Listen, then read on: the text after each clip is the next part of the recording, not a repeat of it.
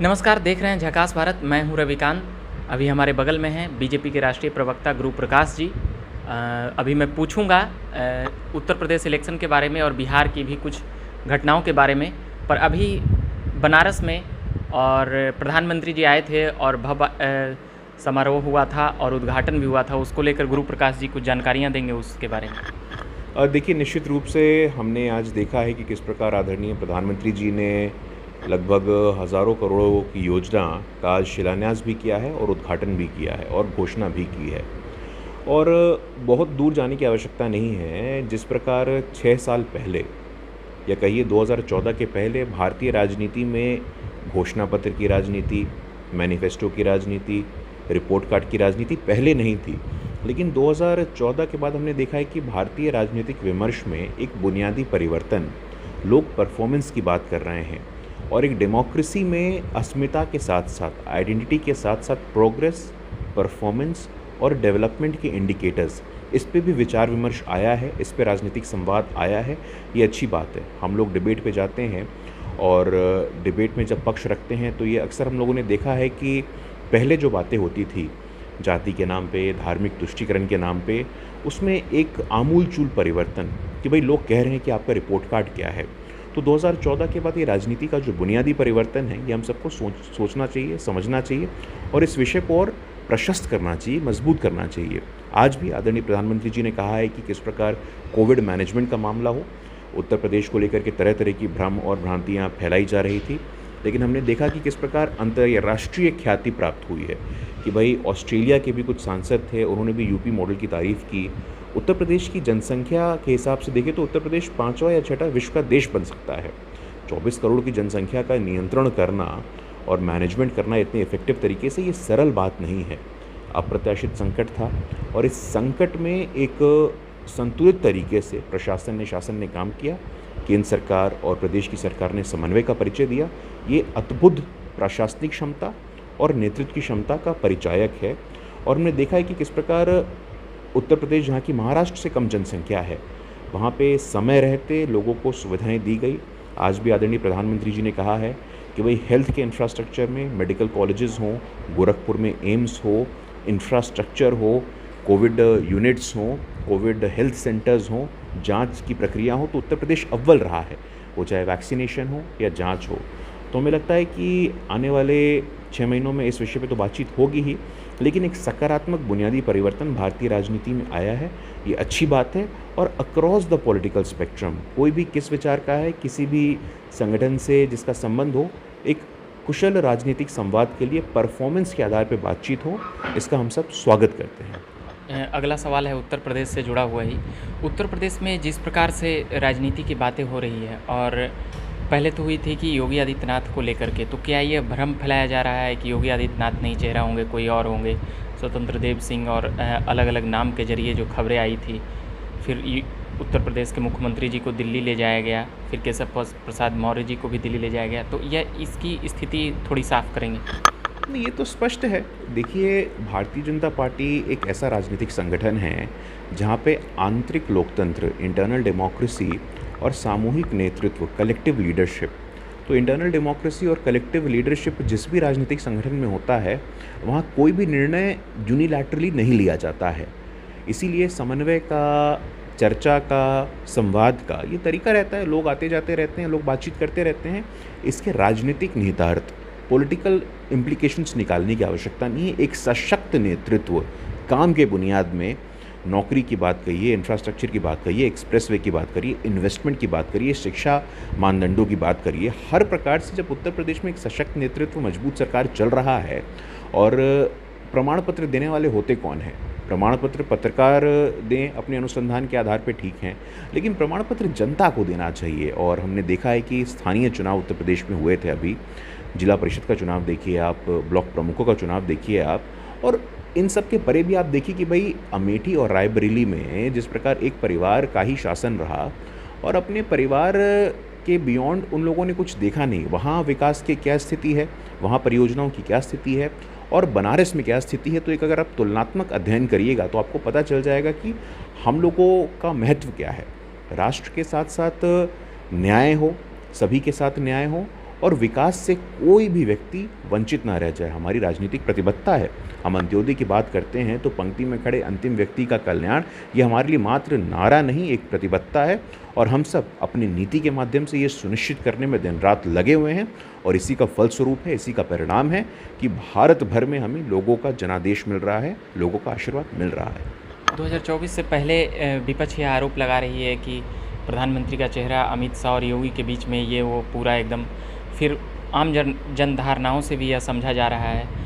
तो अब वहाँ पर जो ऑप्शन आ रहा है, तो क्या योगी आदित्यनाथ 2022 का चेहरा होंगे, ये फिक्स हो चुका है? देखिए, मुझे लगता है कि ये सब अनायास, अनर्गल, अनावश्यक बातें हैं। अभी इन पे कोई टिप्पणी करना उचित नहीं है। जहाँ तक नेतृत्व का विषय है, नेतृत्व को लेकर के स्पष्टता है और देश के लोगों ने अपना आशीर्वाद जनादेश के माध्यम से दिया है। विपक्ष के लोगों की समस्या क्या है कि उनके यहाँ नेतृत्व कौन करेगा, उनका नेता कौन होगा, नेता का मानक क्या होगा, एक परिवार से आगे बात जाएगी क्या, एक जाति के आगे बात जाएगी क्या। तो जिस दल में, जिस राजनीतिक संगठन का नारा हो सबका साथ, सबका विकास, सबका विश्वास, वहाँ पे नेतृत्व से अधिक काम कि भाई परफॉर्मेंस कैसा है आपका, आपका रिपोर्ट कार्ड क्या है, फोकस उस पर होता है। लीडरशिप को लेकर के कोई ऐसा प्रश्न है नहीं, अभी स्थापित लीडरशिप है और इस लीडरशिप को आशीर्वाद प्राप्त है भारत की जनता का। अगला सवाल बिहार से जुड़ा हुआ है। चिराग पासवान जी कई बार कह चुके हैं मोदी के प्रति अपनी विनम्रता और भक्ति, कह सकते हैं कि हनुमान बताते थे बिहार के चुनाव में। अभी वो जिस प्रकार से आशीर्वाद यात्रा निकाल रहे हैं, बीजेपी के ओर से भी उन्हें किनारा लगा दिया गया है ऐसा, और उनके चाचा को मंत्री बना दिया गया। तो इसको लेकर बिहार की राजनीति में एक आक्रोश भरा है और विनम्रता चिराग पासवान की तरफ दिखता है, पर बीजेपी के प्रति लोग नाराज़गी जाहिर कर रहे हैं। मुझे नहीं लगता है, मैं इससे सहमत नहीं हूँ। और जहाँ तक लोक जनशक्ति पार्टी की बात है, ये उनका आंतरिक विषय है, ये उनका इंटरनल मामला है। और लोकसभा के अध्यक्ष हों, चुनाव आयोग हों, हाई कोर्ट हों, इन तीनों प्रमुख संस्थानों ने इस पे स्पष्ट कह दिया है कि भाई ये पार्टी का अपना विषय है।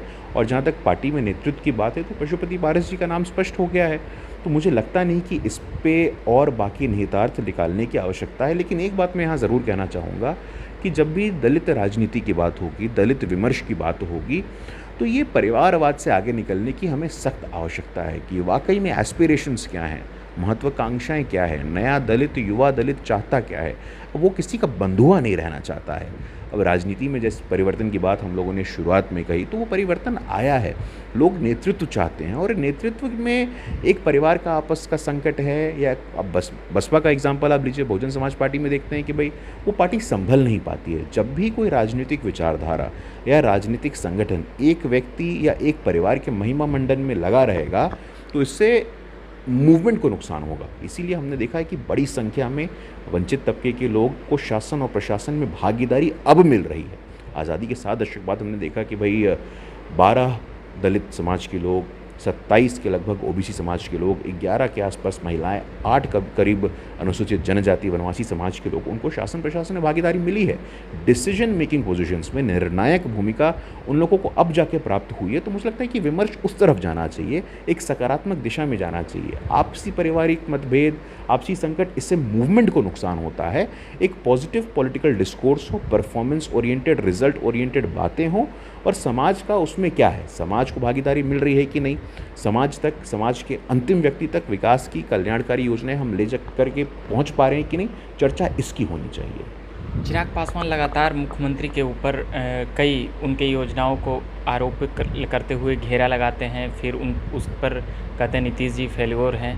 तो कहीं ना कहीं इस बात को बीजेपी कैसे लेती थी और अभी क्या चिराग पासवान को एकदम से किनारा लगा दिए हैं या भविष्य की योजनाओं में शामिल करते हैं? देखिए, ये इतना महत्वपूर्ण विषय है नहीं और मुझे लगता है कि इस विषय पे प्रदेश के आप लोगों से बातचीत कर सकते हैं। राष्ट्रीय स्तर पे ऐसा कोई विषय है नहीं। हम लोगों ने बार बार कहा है कि हम संस्थानों के साथ है।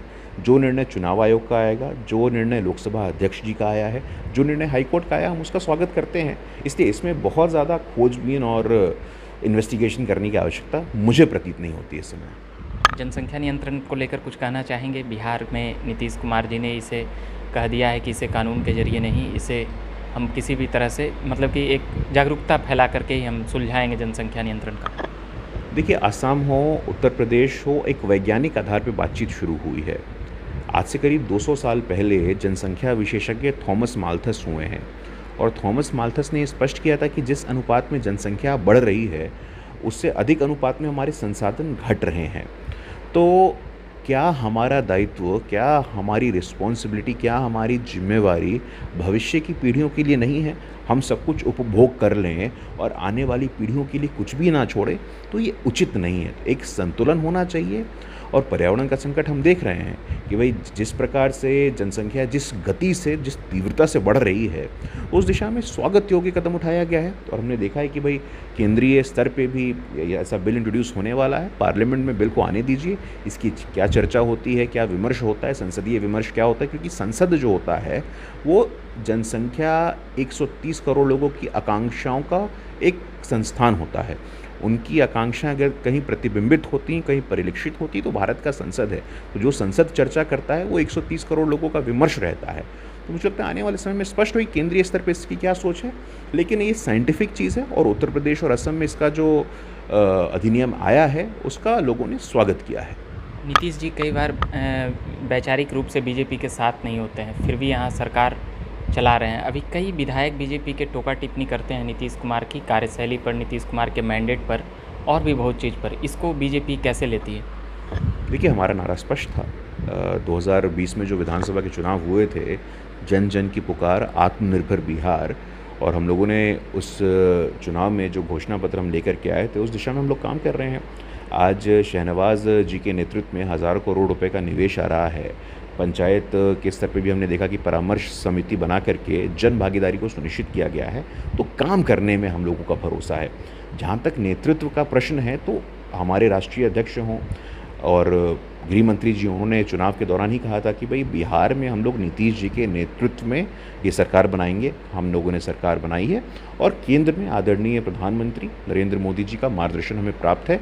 तो जन जन की पुकार, आत्मनिर्भर बिहार, इस दिशा में हम लोग काम कर रहे हैं और आप देखिएगा इसका परिणाम भी बहुत निकट भविष्य में हम सबके सामने, हम सबके समक्ष आएगा।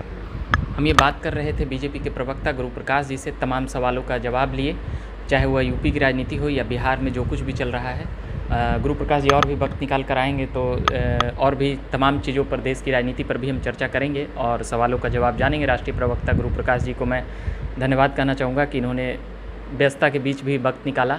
और झकास भारत देखते रहिए। हम तमाम उन बिहार के आपका मैं आभारी हूँ, मैं आपको धन्यवाद करता हूँ। और आप जैसे युवा, आपने जिस जज्बा का परिचय दिया है और ये चैनल को आपने स्टार्ट किया है, मुझे लगता है कि आप जैसे युवाओं की बात होनी चाहिए। आपके मन में क्या है, आपके समक्ष चुनौतियाँ क्या है, आपकी महत्वाकांक्षा क्या है। तो मैं पुनः आपके प्रति आभार प्रकट करूंगा, आपको धन्यवाद करूंगा, आपको पूरी शुभकामनाएं दूंगा कि झकास भारत, जो कि डिजिटल मीडिया में एक मजबूत स्तंभ बन के उभरा है, एक निष्पक्ष इंडिपेंडेंट जर्नलिज्म के दिशा में आप लोग काम करिए। और मेरी पूरी शुभकामनाएं इस पूरे वेंचर में आपके साथ हमेशा हैं। चलिए, बहुत बहुत धन्यवाद है। इतना लंबा तारीफ अभी तक किसी ने नहीं किया था। हम उम्मीद करते हैं कि इसी प्रकार से हम बिहार के अभ्यर्थियों के मुद्दे हों या फिर पटना यूनिवर्सिटी या बिहार की कोई भी यूनिवर्सिटी की बातें हों, हम छात्रों की बातें लाते रहेंगे, अभ्यर्थियों की बातें और बिहार पॉलिटिकल अपडेट्स जो मैं सुनाया करता हूं। उम्मीद करता हूं जब भी वक्त मिलेगा मैं सुनाया करूंगा। और अभी के लिए इतना ही कहूँगा। चैनल को सब्सक्राइब कर लीजिए और फेसबुक पेज को लाइक करिएगा ताकि मेरा हौसला बढ़ा रहे। और ट्विटर और इंस्टाग्राम पर भी देखिएगा, फॉलो करिएगा तो कुछ खबरें चली जाएगी। धन्यवाद। Thank you.